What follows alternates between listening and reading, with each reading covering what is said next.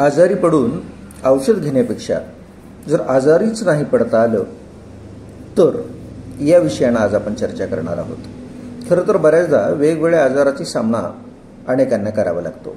कुटुंबातल्या अनेक सदस्याला वेळोवेळी दवाखान्यात जावं लागतं आणि अलीकडच्या काळात तर दवाखान्याचे प्रचंड मोठे खर्च होत आहेत. या दरम्यान आपल्या घरातला होणारा वाढता खर्च, प्रत्यक्ष काम करणाऱ्या व्यक्तीला काम सोडून आपलं उत्पन्न सोडून त्यामध्ये गुंतवावं लागतं किंवा गुंतावं लागतं. शिक्षण घेणाऱ्यांना सुद्धा त्याचा त्रास होतो. व्यवसायवाल्याला, शेतीवाल्याला सुद्धा त्रास होतो. मग मुळातच आपण आपली जीवनशैली वेगवेगळ्या आजाराला न बोलवणारी झाली तर अधिक चांगलं होणार आहे. त्या दृष्टीनं आपण विचार करावा म्हणून आज आपण यावर ही चर्चा करतो आहोत.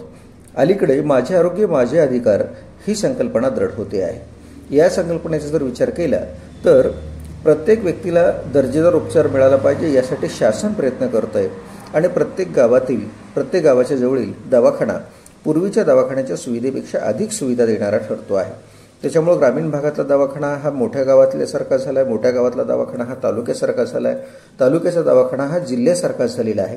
म्हणजेच विविध आजारविषयक सुविधा ज्या तुम्हाला बऱ्या करतील त्या आता स्थानिक पातळीवर उपलब्ध व्हायला लागल्यात.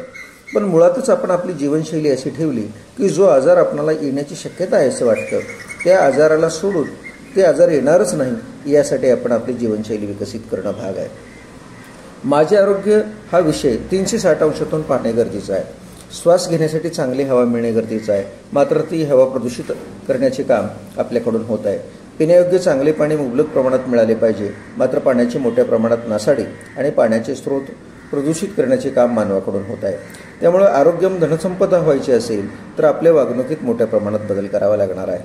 सध्या केवळ काही लोकांनाच उत्तम दर्जाच्या आरोग्याच्या सुविधा मिळतात. समाजात आरोग्य सुविधा मिळताना खूप मोठा भेदभाव अजूनही दिसून येतो. मात्र आजही मोठा वर्ग सार्वजनिक आरोग्य व्यवस्थेतील उपचारावर अवलंबून आहे. मात्र तेथे आजही लोकांना लांबच लांब रांगेत ताटकळत राहावे लागते. कुठे डॉक्टर नाहीत तर कुठे डॉक्टर आहेत तर औषधे मिळत नाहीत. रक्ताच्या चाचण्या करण्यासाठी बाहेर जावे लागते. काही ठिकाणी कमालाची अस्वच्छता दिसते. खाजगी रुग्णालयातील उपचार त्यांना परवडत नाहीत. पर्यावरण आणि वातावरण बदल या गोष्टीचा प्रत्येक व्यक्तीने गांभीर्याने विचार केला पाहिजे. आपल्याकडून पर्यावरणाची हानी होणार नाही याची दक्षता प्रत्येकाने घेतली पाहिजे. वातावरण बदलास आपण कारणीभूत आहोत हेही प्रत्येक नागरिकाने समजून घेणं अत्यंत आवश्यक आहे. म्हणून आपलं घर आणि परिसर सातत्यानं स्वच्छ ठेवणं चांगला नागरिक आणि माणूस म्हणून राहण्याची ती एक गरज आहे. आरोग्य, शिक्षण आणि संशोधन क्षेत्रात जी लोक काम करत आहेत ते काम गोरगरिबापर्यंत पोहोचणं अपेक्षित आहे. खरं तर आज नागरिकाकडे फक्त 20%च चांगल्या सगळ्या सुविधा मिळतात. 80% नागरिकांना मूलभूत सुविधासाठी अजूनही संघर्ष करावा लागतो. ज्याच्याकडे सगळे काही आहे त्यांनी फारसे काही नसलेल्यांना 4 व्यक्तींना मदत केली पाहिजे. त्यातून आरोग्य क्षेत्रातील भेदभाव कमी होण्यास मदत होतील.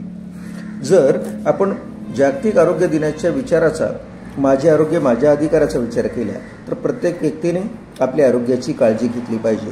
व्यसनापासून दूर राहणे गरजेचं आहे. नियमित आरोग्य तपासणी करून घेणे गरजेचे आहे. वैद्यकीय क्षेत्रातील प्रगतीमुळे बऱ्यापैकी चांगल्या आजारावर उपचार पद्धती विकसित झाली आहे. त्यामुळे नागरिकांचे आयुर्मान वाढले आहे. आधुनिक जीवनशैलीमुळे संसर्गजन्य आजारांना मोठ्या प्रमाणात सामोरे जावे लागत आहे. यामध्ये विशेष करून कर्करोग, मधुमेह, हृदयविकार, लठ्ठपणा आणि मानसिक आजार यांचे प्रमाण वाढत आहे. त्यामुळे नागरिकांनी जीवनशैलीत बदल करून या आजारांचा प्रतिबंध कसा करता येईल याचा विचार केला पाहिजे.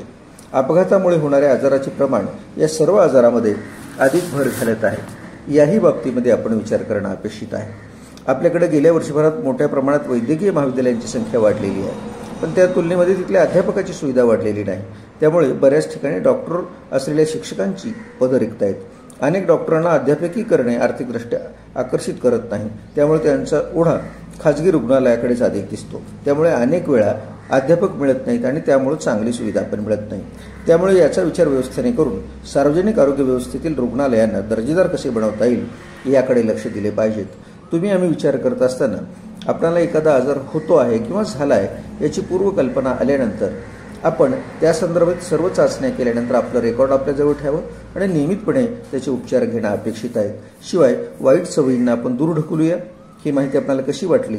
जर छान वाटली तर लाईक करा, आपल्या मित्रांना शेअर करा आणि निश्चितपणे आपण नवीन असाल तर सबस्क्राईब करा. धन्यवाद.